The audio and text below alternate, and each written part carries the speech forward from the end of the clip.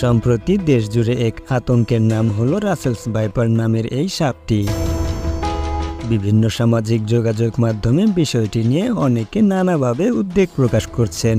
সাপটির ক্ষিপ্রতা, বিষের তীব্রতা, অধিক বাচ্চা জন্মদানে দ্রুত বংশবৃদ্ধি সহ নানা বিষয়ে দেশজুড়ে আতঙ্ক ছড়িয়ে পড়েছে। পরিস্থিতি এমন এক পর্যায়ে চলে গেছে যে রাসেলস ভাইপার সাপের বৃদ্ধি রোধ করতে সাপটিকে মেরে ফেলার প্রচারণাও ব্যাপকভাবে চালানো হচ্ছে। প্রশ্ন হচ্ছে, রাসেলস ভাইপার নিয়ে দেশজুড়ে যে মাত্রায় উদ্বেগ প্রকাশ করা হচ্ছে তা কতটা যৌক্তিক? এক সময়ের বিলুপ্তপ্রায় এই সাপ কিভাবে এত বিস্তার লাভ করল? আর এই সাপের গতি, প্রকৃতি, আক্রমণ ও আরও বেশ কিছু বিষয় নিয়ে ছড়ানো তথ্যগুলোই বা কতটা সত্য? আর এর প্রতিকারই বা কী? এসব বিষয় নিয়ে মূর্ধন্যর আজকের ভিডিওটি। চ্যানেলে নতুন হয়ে থাকলে চ্যানেলটি সাবস্ক্রাইব করার অনুরোধ রইল। বাংলাদেশে প্রায় 104 প্রজাতির সাপ পাওয়া যায়। এর মধ্যে আবার 30 প্রজাতির সাপ বিষধর। এর মধ্যে রাসেলস ভাইপার একটি। ভয়ঙ্কর এই রাসেলস ভাইপারের বাংলা নাম চন্দ্রবোরা। অনেক জায়গায় একে উলুবোরা নামেও ডাকা হয়। গায়ে চাঁদের মতো চিহ্ন থাকায় এর এরূপ নামকরণ। আজকাল অনেকে রাসেল ভাইপার বলছে, এটা ভুল নাম। 17 শতকের শেষের দিকে স্যার প্যাট্রিক রাসেল নামে এই ব্যক্তি আমাদের এই উপমহাদেশের সাপের শ্রেণীবিন্যাসের বা ক্যাটালগিংয়ের কাজ শুরু করেন। বলা হয় তিনি প্রথম কাগজে কলমে এই অঞ্চলের অনেক সাপের পরিচিতি এবং বিশ্লেষণ করেছিলেন। তার মধ্যে রাসেলস ভাইপার বা চন্দ্রবোরাও ছিল। তাই 18 শতকে সাপের চূড়ান্ত শ্রেণীবিন্যাসের সময় রাসেল সাহেবের সতীর্থ বিজ্ঞানীরা এই সাপটির সঙ্গে তার নাম জুড়ে দেয়। সেই থেকে চন্দ্রবোরা হয়ে যায় রাসেলস ভাইপার। সেখান থেকে এর বৈজ্ঞানিক নামও রাখা হয় ড্যাবোয়া রাসেলি। এরা দেখতে অনেকটা অজগরের মতো, তবে এদের দৈর্ঘ্য সাধারণত 4 থেকে 5 ফুট হয়ে থাকে। বরেন্দ্র অঞ্চলে এ সাপের আক্রমণ বেশি হয়ে থাকে। এর কারণ হচ্ছে ওই এলাকার মাটির রং এবং রাসেলস ভাইপারের গায়ের রং প্রায় একই। তাই অনেক সময় না দেখেই মানুষ কাছে চলে যায়। আর কাছে গেলেই সাপেদের মধ্যে পৃথিবীর দ্বিতীয় বৃহত্তম বিষ দাঁত দিয়ে ছোবল বসিয়ে দেয়। এই দাঁত দিয়ে এরা যে কোনো অ্যাঙ্গেল থেকে ছোবল দিতে পারে। চোখের পেছনে থাকা বিষ গ্রন্থি থেকে দাঁতের মাধ্যমে বিপুল পরিমাণ বিষ ঢেলে দেয়। অল্প সময়েই আক্রান্ত স্থান ফুলে যায়। এই বিষে থাকা হোমোটক্সিনের কারণে বিষ ছড়িয়ে গেলে সেই স্থান অবশ হয়ে সেই অংশের মাংস পচে যায়। আস্তে আস্তে হার্ট বিকল হতে শুরু করে। অনেক সময় কিডনি সহ অন্যান্য অঙ্গ বিকল হয়ে যেতে পারে। এই সাপটি গাছে উঠতে বেশ পছন্দ করে। এদের প্রধান খাদ্য হলো ইঁদুর। এছাড়াও ব্যাঙ, টিকটিকি ও ছোট পাখিও খেয়ে থাকে। এরা ইঁদুরকে তাড়া করে ইঁদুরের গর্ত পর্যন্ত গিয়ে শিকার করে খেয়ে থাকে।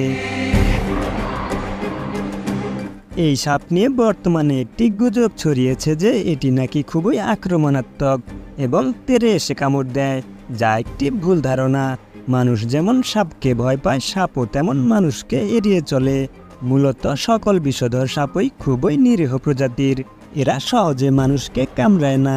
মানুষ দেখলে তেড়ে আসে, এটা অবশ্যই একটি গুজব। প্রায় সব সাপই মানুষের উপস্থিতি টের পেলেই সরে যায়। কিন্তু চন্দ্রবোরা খুবই অলস প্রকৃতির সাপ। সে এতটাই অলস যে মানুষ দেখে তেড়ে আসা অথবা পালানো কোনোটিই তার স্বভাবে নেই। এমনকি বাধ্য না হলে নিজের জায়গা থেকেই নড়ে না। কখনো কখনো 3-4 দিন একই জায়গায় পড়ে থাকে। সেই কারণেই এদের কামড়ের অধিকাংশ রেকর্ডই হলো হয় মানুষ তাকে আঘাত করেছে অথবা হাত দিয়েছে কিংবা অজগর ভেবে ধরতে গেছে। মানুষের উপস্থিতি টের পেলে সাপটি গুটিসুটি মেরে থাকে এবং জোরে হিস হিস শব্দ করে। এই শব্দ শুনতে পেলে মানুষের উচিত সরে যাওয়া। কোনোভাবেই বিনা প্রোটেকশনে সাপের উৎস খুঁজতে যাওয়া উচিত নয়। চন্দ্রবোরা সাপ কতটা আক্রমণাত্মক তা পরীক্ষা করার জন্য একে গোখরা সাপের সাথে একসাথে রেখে একটি পরীক্ষা করা হয়েছিল, যেখানে দেখা যাচ্ছে কয়েকটি বেলুনে পানি ভরে তা চন্দ্রবোরা ও গোখরা সাপের সামনে রাখা হয়েছে। গোখরা সাপ তুলনামূলক বেশি দূরত্বে থেকেও বেলুনে ছোবল দিচ্ছে। পক্ষান্তরে চন্দ্রবোরা সাপের খুব কাছে বেলুন না গেলে সে আক্রমণ করছে না। বেলুন দূরে থাকা অবস্থায় হিস হিস শব্দ করছে এবং বেলুন কাছে আনলেই চোখের পলকে কামড় দিয়ে বেলুন ফাটিয়ে দিচ্ছে। এ থেকে স্পষ্ট বোঝা যাচ্ছে এরা অতটা আক্রমণাত্মক নয় যতটা প্রচার করা হচ্ছে বা গুজব ছড়ানো হচ্ছে। এমনকি এরা মানুষকে কামড় দেওয়ার পর দ্রুত সেই স্থানও ত্যাগ করে না, ফলে আক্রান্ত ব্যক্তি তাকে দেখতে পায়। কামড় দেওয়ার পর সাপটা দেখা যায় বলে রোগী বা অন্যরা নিশ্চিত হতে পারে যে এটা রাসেলস ভাইপার সাপ ছিল, এবং সেই অনুযায়ী দ্রুত অ্যান্টিভেনম গ্রহণ করলে সুস্থ হবার সম্ভাবনাও বেড়ে যায়। বর্তমানে এই সাপটি সম্বন্ধে আরেকটি গুজব রটানো হয়েছে যে এটা পৃথিবীর পঞ্চম বিষধর সাপ। কথাটি সঠিক নয়, তবে আক্রমণের দিক থেকে তার অবস্থান প্রথমে। এরা আক্রমণের ক্ষেত্রে এতই ক্ষিপ্র যে 1 সেকেন্ডের 16 ভাগের 1 ভাগ সময়ের মধ্যে কামড়ের সম্পূর্ণ প্রক্রিয়া সম্পূর্ণ করতে পারে। বিজ্ঞানীরা বলেছেন আন্তর্জাতিক রেটিংয়ে এটা সবচেয়ে বিষধর সাপের তালিকায় প্রথম 30টি সাপের মধ্যেও নেই, বরং এটির অবস্থান আমাদের দেশের গোখরা সাপের ওপরে। গোখরা সাপ কামড়ালে চিকিৎসা না নিলে গড়ে 8 ঘন্টা পর, কেউটে সাপের ক্ষেত্রে গড়ে 18 ঘন্টা পর ও চন্দ্রবোরার কামড়ের পর গড়ে 72 ঘন্টা বা 3 দিন পরে রোগীর মৃত্যু হতে পারে। বিশেষজ্ঞদের মতে রোগীর অন্য কোনো অসুস্থতা না থাকলে 72 ঘন্টার আগে রোগী সহজে মারা যাবে না। বাংলাদেশে এই সাপের কামড়ের পর 15 দিন পর্যন্ত বেঁচে থাকার রেকর্ডও রয়েছে। তবে যত দ্রুত চিকিৎসা নেওয়া হবে এই সাপে কাটা রোগীর সুস্থ হওয়ার সম্ভাবনাও তত বেশি থাকবে। সাপে কামড়ানোর চিকিৎসায় প্রথম 100 মিনিট খুবই গুরুত্বপূর্ণ। এ সময়ের মধ্যে 10টি অ্যান্টিভেনম নিতে হয়, সেটাই চ্যালেঞ্জ। রোগীকে সাহস দিতে হবে, কোনো মতেই ঘাবড়ানো যাবে না। অনেক সময় রোগী সাপের কামড়ের থেকে আতঙ্কিত হয়ে অবস্থা বেশি খারাপ হয়ে যায়। এই সাপের আক্রমণে আক্রান্ত স্থান ফুলে যায়। আক্রান্ত স্থানের সামান্য উপরে হালকা করে বেঁধে রোগীকে দ্রুত নিকটস্থ হাসপাতালে নিয়ে যেতে হবে, যেখানে এই সাপের অ্যান্টিভেনম পাওয়া যায়। এবং কোনোভাবেই এই সাপের আক্রমণ বুঝলে ওঝার কাছে যাওয়া যাবে না, কারণ সময় নষ্ট করা মানেই নিশ্চিত মৃত্যু।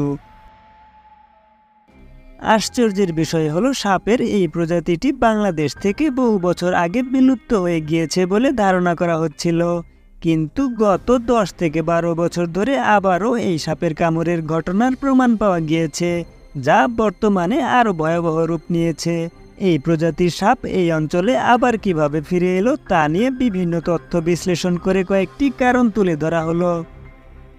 2018 সালে করা এক হিসেব অনুযায়ী দেশের 64টি জেলার মধ্যে 17টি জেলাতে এই সাপের অস্তিত্ব পাওয়া গিয়েছিল। ওই গবেষণায় পাওয়া তথ্য অনুযায়ী দেশের উত্তর ও উত্তর পশ্চিমাঞ্চলের জেলাগুলোতে, বিশেষ করে রাজশাহী ও চাঁপাইনবাবগঞ্জ জেলায় এই সাপের উপস্থিতি বেশি পাওয়া গিয়েছিল। সেই হিসেব অনুযায়ী বাংলাদেশের বিভিন্ন এলাকায় স্বল্প সংখ্যক রাসেলস ভাইপার সবসময়ই ছিল, কিন্তু বংশ বিস্তারের মতো পরিবেশ ও পর্যাপ্ত খাদ্য না থাকায় এই সাপের উপস্থিতি তেমন একটি বোঝা যায়নি। সাম্প্রতিক বছরগুলোতে বাংলাদেশে এই সাপের সংখ্যা বাড়ার অন্যতম প্রধান কারণ হলো একই জমিতে বছরে একাধিক ফসল ফলানো। আগে কৃষি জমিতে বছরে একবার বা 2বার ফসল ফলানো হতো, এবং বাকি সময় পানির অভাব থাকায় জমি পরিত্যক্ত পড়ে থাকত। কিন্তু এখন কৃষকরা বছরে 2 থেকে 3টি ফসল ফলিয়ে থাকে। সারা বছর খেতে ফসল থাকায় জমিতে ইঁদুরের সংখ্যা বৃদ্ধি পেতে শুরু করে, যা এই সাপের প্রধান খাদ্য।